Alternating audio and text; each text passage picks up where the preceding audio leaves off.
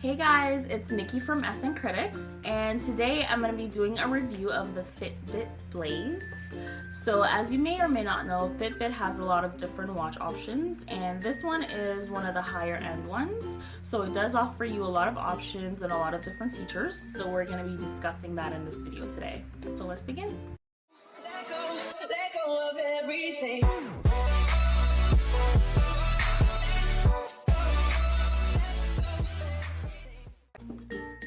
Okay, so this is the Fitbit. Now, as you can see, it's a pretty decent size and it's not too big or too small, so you can clearly get your notifications and easily interact with the screen. Also, the bands that come with it are interchangeable, so if you want to get some higher end ones or different kinds, you can. But I found that the ones that came with it are pretty comfortable and I actually like the material on it. You can also get it in a small, medium, or large, just depending on your wrist size. Now, in order to charge the Fitbit, you do have to pop out the module out of the watch frame. So you can easily do that. And then you would put it in the little charging cradle that comes with it. So this is the charging cradle. So you open it like that. And you line up the pins here with the ones in the cradle. And close it. And then you're good to go.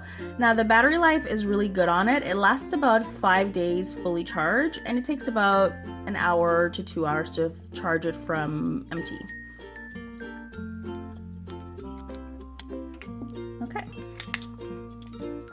So in order to get this all set up, you do have to download the Fitbit app onto your phone, and you can get that from your app store. So you just follow the on-screen instructions to connect it to your Bluetooth and sync it with your phone. So once you have the Fitbit app set up, you're good to go. Now the good thing about syncing the Fitbit with your phone is you do get some good options with it. So you get the ability to get notifications on your Fitbit from your phone, and you can actually configure what notifications you receive through the app. So if you go to the Blaze option in the app and you go down to notifications,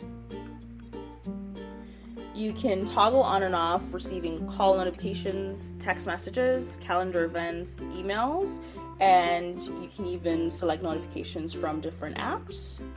So another benefit of syncing it with your phone is you can control your music. So when you are playing your music from your phone, you can actually control it on your Fitbit.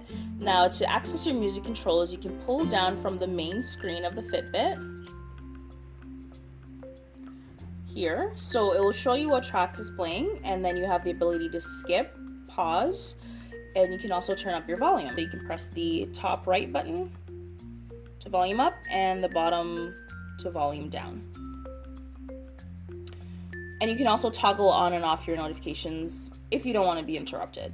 So we'll go back to the main screen. This is the back button here.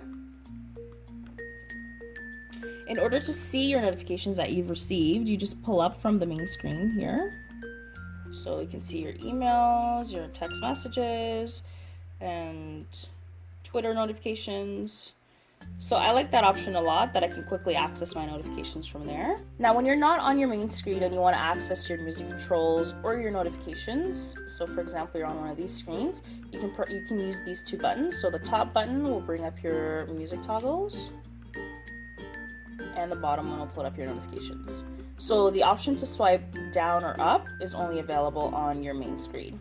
Now we'll go into some of the features of the watch. So this option here, today, this will show you your activity for today. So it'll show you the amount of steps you've taken. As you can see, I haven't taken a lot because it's early, I just woke up.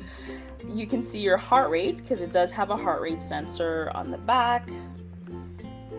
You can see how many steps you've taken this hour, kilometers moved, how many calories you've burned, and how many floors you've taken. So we'll go back again, and your notifications will pop up. So I just got an email. Alright, so the next option is the exercise option. So this you would select when you're working out. So if you're running, biking, weights, treadmill, elliptical, or just a general workout. So let's say you pick elliptical, and because you're on the elliptical at the gym and you want to track your stats on that. So you would just hit play, and then it's starting a timer for you, and it's also going to track your heart rate. Now you can swipe up or down on the screen and it'll give you some more information. So this is the amount of steps you've taken, kilometers that you've gone, and calories that you've burned. Now once you're done, you can hit the pause button, and then you can hit this little checkered flag here, and it will show you your results. So it'll just give you an overview of the workout, and then you can hit done. I really like the exercise option because it just gives you all your information that you would need while you're working out, and it's just on one screen, so you don't have to toggle around to get all that information. So the next option is the FitStar selection. Now this I really like because it gives you access to different workouts right on the watch. So if we go to warm up, for example, so it says a simple 8-minute series to get you warmed up and ready. So if we hit play, it will tell you what to do, and then you can just follow along with it. And there are also a couple options, so warm up, 7-minute workout, or 10-minute app. So those are the only ones that you have on the watch. But there's also a FitStar app that you can download onto your phone, and that will give you some additional workouts. So if we open up the FitStar app, it will give you some different workouts that you can do on your phone, and you can even play it on your TV if you have Chromecast. Now, some of these workouts are free, but some of them you actually have to subscribe to the service in order to get them. So if you see this little lock here, that means that you have to subscribe. You can subscribe monthly for $10.48, or you can subscribe annually for $52.46. Now that will give you all of the options of the FitStar app and will unlock all of the workouts for you. I tried a couple of them and they're really good. So it's gonna also suggest some workouts based on workouts that you've done in the past. It will give you the length of time of each workout. And then you can pick workouts based on what area of your body that you're focusing on that day. So back to the options on the watch. If we keep going, we'll get a timer. So you'll have access to a stopwatch or a countdown clock. You have your alarms here. Now for the alarms, you'd have to set them up on the Fitbit app, and it will just vibrate on your wrist. So if you actually sleep with the watch, which you can because it can track your sleep progress and stuff like that, it will vibrate on your wrist to wake you up. So it's a silent alarm. So next we'll go into the settings. And you can toggle different things. There aren't a lot of options that you can access here because most of it is configured through the app. So I'm gonna talk a little bit about some of the features of the app. So as you can see, it gives you, again, like I said, an overview of your activities for the day. But you can also configure some of the options. So you can start a food plan here, and you can also log your water intake, and you can track your sleep. Now, for the sleep tracker, as I mentioned earlier, you do have to wear the watch to bed, which I did test out. I didn't like wearing it to bed because I was so conscious of it the whole time, and I was scared that I was going to smush it while I was sleeping.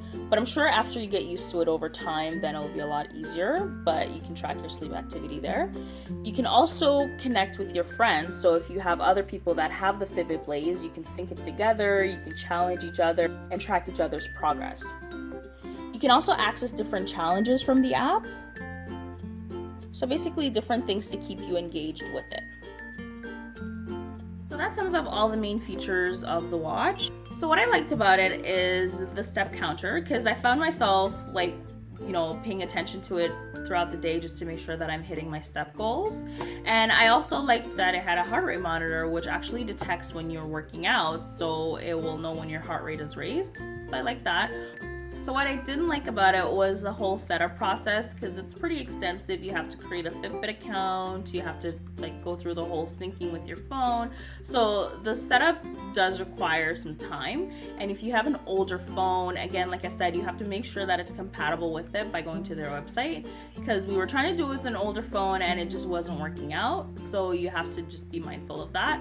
But other than that, the features are really good. There are lots of options, lots of different things that you can do with it, and I like that it tracks your entire fitness progress basically. So your workout, your eating, your drinking, so it's all encompassing, and I like that. So I'd recommend it to anyone who's maybe just getting started in your fitness journey, or even someone who's really advanced, because it covers a lot, as I mentioned, and it also keeps you accountable. So it shows you your steps, like I said, and when you've hit your step goals, it does like a little celebratory splash screen, which I liked as well, and you can connect with your friends. So you can can keep each other motivated and see how each other's doing. Now it retails for 250 Canadian dollars, which I know is a little bit pricey, but you do get a lot for that. I think it's worth the price.